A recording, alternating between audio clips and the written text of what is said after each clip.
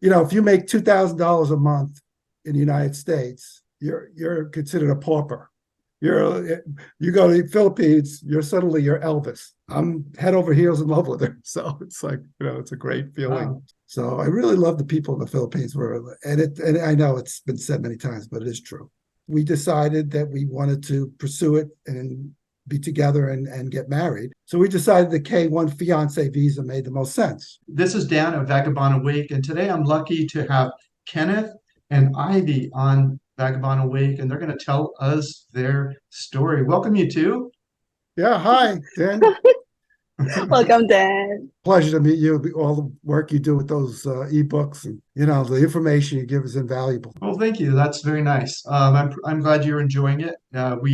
It's my life work, and I enjoy doing it. So I'm happy to hear you're enjoying it. So how did you two meet? And first, where are you two right now? Obviously, a virtual call here. You're in different places. And then how did you two meet? Yeah, I'm in the Philippines. I'm in Bataan. But you go first, Dom. You can tell more of your story. Okay. Yeah.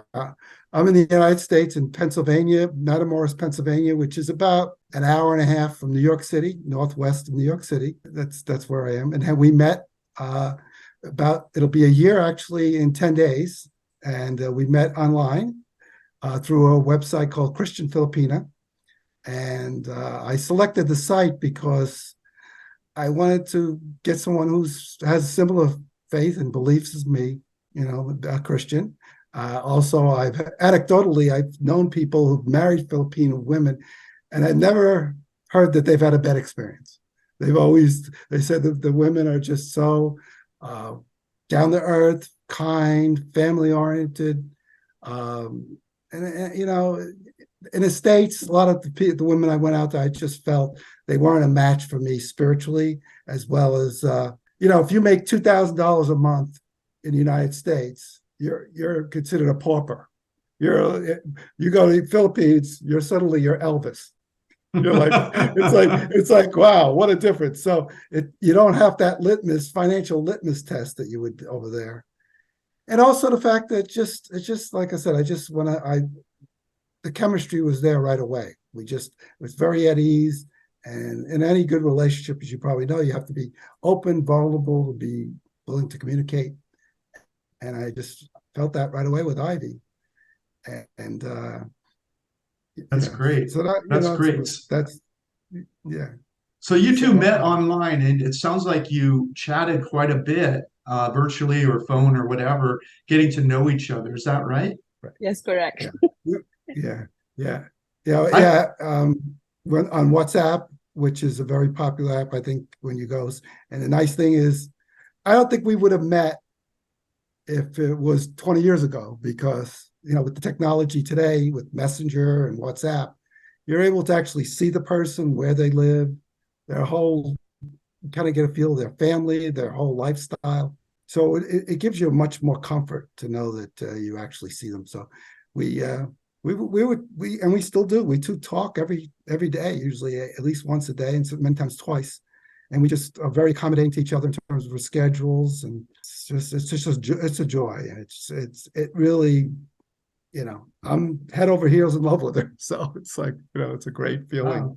That's great. Now, I have heard before that sometimes when you develop a relationship long distance like that you can actually get to know each other better in some ways, because you're constantly communicating. Whereas if you're in person, life just sort of gets in the way sometimes. So when you're on a call and you're facing each other without all the distractions, what are your thoughts about that? Is that true or no?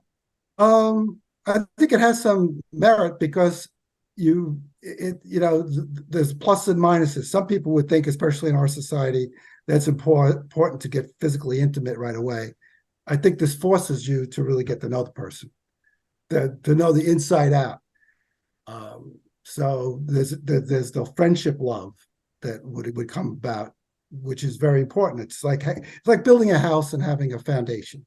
You need to have a strong foundation. It gives you the foundation before you go into the bedroom, let's say. But so I felt that, and I thought, because of the fact that it's our faith and spiritually think we have our same Christian values. And one of the things that attracted me to Ivy's profile is she did quote a scripture, and we were able to talk. We have a higher power to, it's important to us. We both know that that's our relationship with Jesus, as well as our relationship with each other, is very important. So Ivy, how long did you two chat before you finally met in person? Actually, I think love is about like 8 months. We continuously communicating with each other. And the funny thing is, that is the only side I was like into. And I was like surprised because that is, what happened to me in Christian Filipina is like, okay, this will be the last. I will like, communicate with a guy. Then whoever just say hi and, recognize the verse that I put in there, that will be the one. And it's funny that he's the one who like, responds and said, oh, I read your profile. And it's like, I read this proverbs about, it's like riches and like, it's like talk about house and riches comes from from the family, from the parents, but a prudent wife comes from the Lord. And it's like, I think that is something that really like strike him. And it's like, give a twinkle in my eyes. Maybe it's him. So after that, we just continued to communicate. And what happened is, if you would like to learn how I fired my boss and traveled the world for 16 years and how I pay for things, grab a free copy of my ebook. because I'm a straightforward person. If you like me or you don't like me. So instantly it's like, I think after 3 days, I just asked him, can we talk face to face? I mean, can we talk, on video so that we could, start to know each other.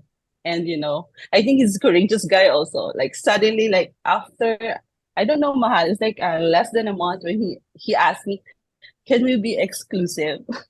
That's the funny thing for a Filipino to hear that word exclusive. And then I said, huh? What does exclusive mean? I mean, I think it's a common Western term, right? Because for us, it's like, can we be girlfriend and boyfriend? I mean, I think for Filipina, that is like the exact question that a guy could say. But I was like, oh, exclusive. Okay, that's it. It's like I said yes. And then that's it. We start counting. Counting and communicate every day. Right. Also, a point of information, just when I went on the website, the Christian Filipinas website, as opposed to some other sites, especially in the United States, in about a week, I probably got about 85 hits. I mean, so it was almost like you had to ask the right questions to the right people. And many of the stories that or the people that I would be talking to, they, they're very kind, very sweet, but they really didn't check all the boxes like Ivy did. It was a spiritual connection as well as the chemistry was there. And also it was just very easy. It was an easy type of relationship where there was no tension, and we didn't feel we had to hold things back. We just sort of trusted each other right away. And we put together a plan when we would meet. And I thought 7 or 8 months was a good time frame, not only to not know her, to get to know her better, but I also looked at the weather. The climate and the time of year was best around January, February in the Philippines. It was also the time of year where I think the prices were a little more affordable. And I also used your recommendation about Baguio as one of our places to go. So when I did go there, it worked out perfectly because her cousin picked us up. We were in Manila a couple of days. Then we went to Baguio. Then we went to her hometown, Bataan. It was really practically perfect. I mean, it was just, it just flowed. The 3 weeks went quickly. And, and then we went to Boracay. So I did see one of the islands, and I got kind of hooked on mangoes over there. So that and the senior discounts that you get over there. I've been to Thailand. I've been to other countries. So I wasn't as, I think when you go to another country, the first thing is the culture, the difference in the culture and the poverty. I mean, you have to be honest, it's extreme, but I always say the people in the Philippines financially might be poor, but they're rich in spirit. They're very rich in spirit. Their spirit is very high. They're very grateful for what they have. And it's unusual that they even receive tips when you go out to eat, or if you get a massage. They're very thankful. Well, in the United States, it's like we're entitled. Oh, you only gave me $10. You only gave me $15. It's like, and you didn't even give me good service. It's a whole different mindset. So I really love the people in the Philippines, and I know it's been said many times, but it is true. That's great. So you met and it sounds like you hit it off, but where does it go from here? What's next? January is when I was there. I was there for 3 weeks. And when we decided that we wanted to pursue it and be together and get married. So there were 2 options. One is the K1, and the other is the K2 visa.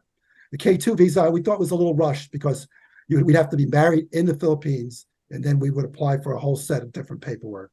So we decided the K1 fiance visa made the most sense. So one of the things that I want to impart to the people in your audience is the fact that it took a lot of time to find out a whole process and to get an idea that there's a lot involved. Because people in the news, you always hear about the people running over the border from Mexico and the illegals, they're bussed in. But if you do things legally, it's an arduous process. So the first thing I did was I called some attorneys just to get an idea of what it would cost, what's involved.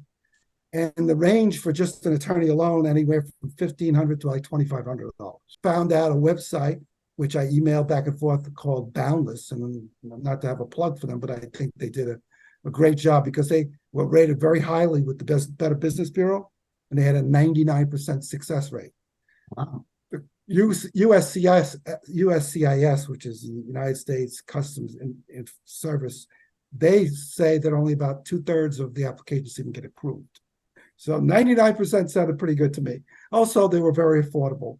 Wound up being about $1,000. It was $1,000, and they also had arrangements where you can go interest only for 12 months. So it's like $83 a month. So I said, hey, that's a pretty good deal. So, but that's not the only cost. Then they help you put a package together, and it has to be really a professionally done package. It has to show that the relationship is bona fide, because there are scammers out there who just want to come to this country just to get a green card and then just say goodbye. So we had to show document. We had quite a few pictures, and we have a lot of texts, and we also had, information from the family to verify that we have a bona fide relationship. That was the crux of it. But it was a 50 to 60-page document that we had to send to the USCIS. You couldn't send it until you physically saw the person, so we had to use the pictures. Yeah, that's so it true. took a couple of months after to actually put everything together. And actually, the end of March was when we submitted it. She submitted to the USCIS after it was reviewed. The other thing I should mention is Boundless was named Boundless Immigration. It's not just the system, but we also do speak to an attorney as well.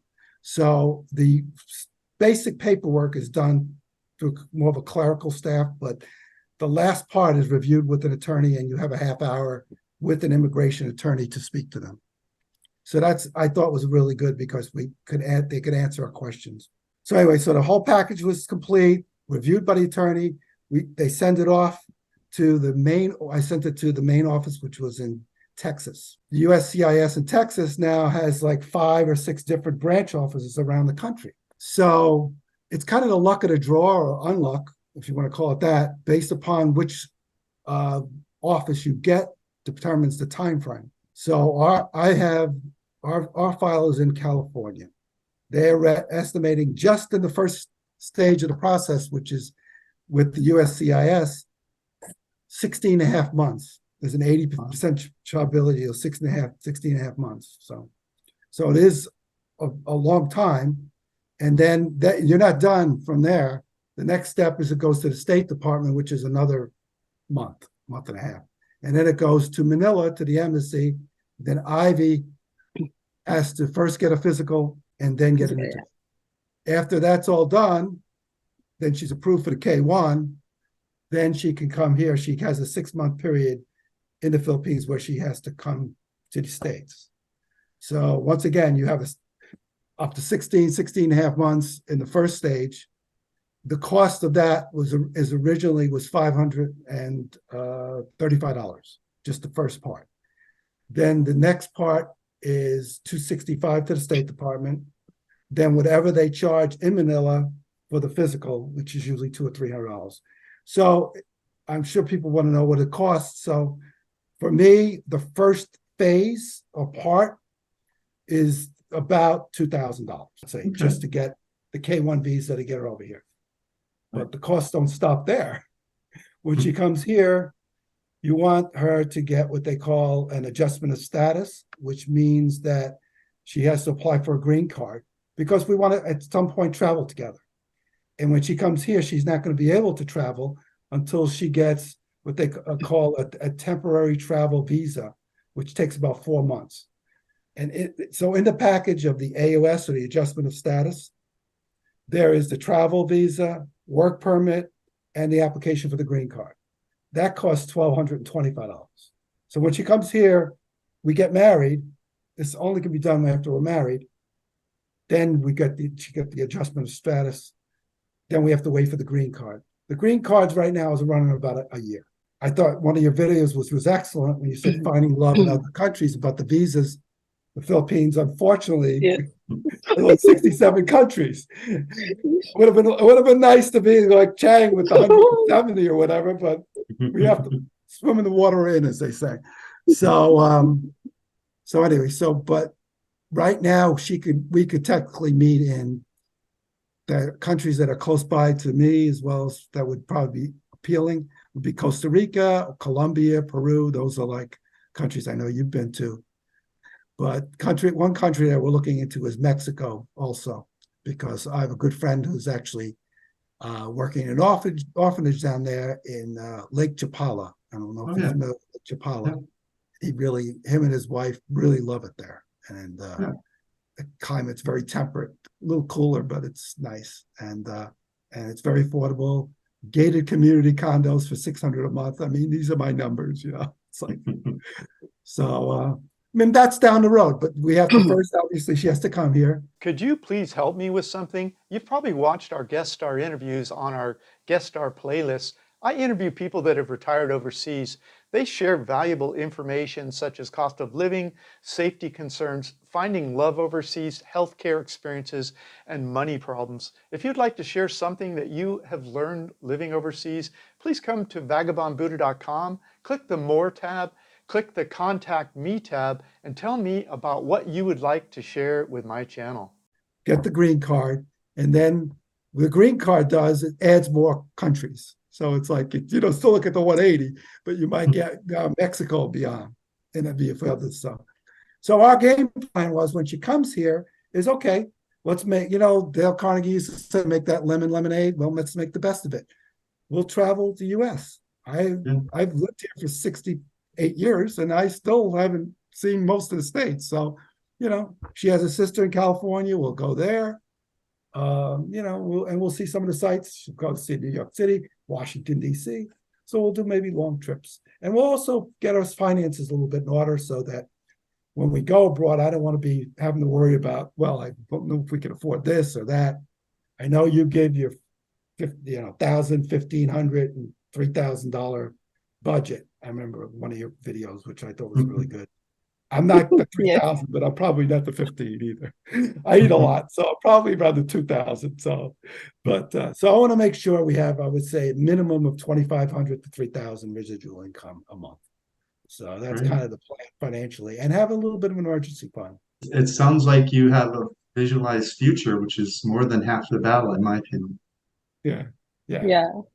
Actually, Dan, in addition to that, I was like, that's something that fell in love with him. It's like, he's more into numbers. It's like, actually, prior to what we are having now, I'm already following your channel, and that's why when he mentioned it, I just like, okay, and then suddenly he said, you want to be interviewed by that, because I've been in Singapore for almost 5 years. That's why, Chang is like a little close, because I have friends from Malaysia also. I mean my colleague before, and that's why I'm interested to her also. So when he was doing the K1 visa, I just want to share this part. It's like on my side, because that's his story. On my side, I'm not thinking to go in the US, because I know how it feels to work abroad. It's like, even I'm just in Singapore, but I was deal with different foreigner boss like that, but mostly are Asian. But it's just my heart, because I'm enjoying Philippines already. I'm in the Philippines, but the laid back life. Because when I'm in Singapore, they thought Singapore is like, Asian countries, but they work like America. Though you were, encountering more European people there, but the way they think is like fast, fast, fast. Once you say it, you do it. That's the way they're doing it. It's not like for Filipino, hey, wait, can you train us first or do this kind of, discuss and talk about it. Once they burst it, okay, that's your idea. Let's do it. It's like that. But the good thing is like, it's okay. I said to Kenneth like, oh, I'm going to the US, but it's just like when you're in partner, you have to understand his situation and understand my situation, and it's beyond my expectation. I'm thinking that he's gonna be here in the Philippines, and since following your blog, is like I already the financial side I'm very much open already. So that's the thing that whoa, and he was like straightforward. Also, I'm gonna say, Mahal, you're an investment to me. Because it's like where I mean I'm in management, look more on, accounting side or, financial thing to be discussed is okay for me. But in a relationship, I think it's a different story, right? But it's like he opened everything. Oh, is this the American way? Just like that. I'm surprised. But anyway, okay, love. This is like, good thing that we discuss about money. We discuss about the future. We discuss about the plan. And of course, Yeah. discuss is discussion only. But the fact that he can able to execute it, like, the 8 months. I mean, we talk about before we are able to meet face to face. He was able to share this is the plan that I want to do, like, because like, oh yeah, yeah. Because for us, it's like I'm not so sure because it's not the only man that I've dated with online. The others is like nothing happens. It's just like wow. But this one is like, like when he said it, it's like try to make his best to make it happen. Yeah. So that's the thing that wow. So that's it. That's a little bit of our unique story. Right. That's So, great. Yeah. Also, one of the things is like getting over to the Philippines, even though I traveled before, it wasn't very easy because it was over 20 hours to get there. As you probably know, the flight's pretty long. But also, obviously, you've got naysayers from friends and family, you're crazy. This might be a scam. As a matter of fact, I have a friend who's an auto mechanic. His name is Steve. And he says, he's been married to a Filipino woman for over 20 years, but he's never been to the Philippines.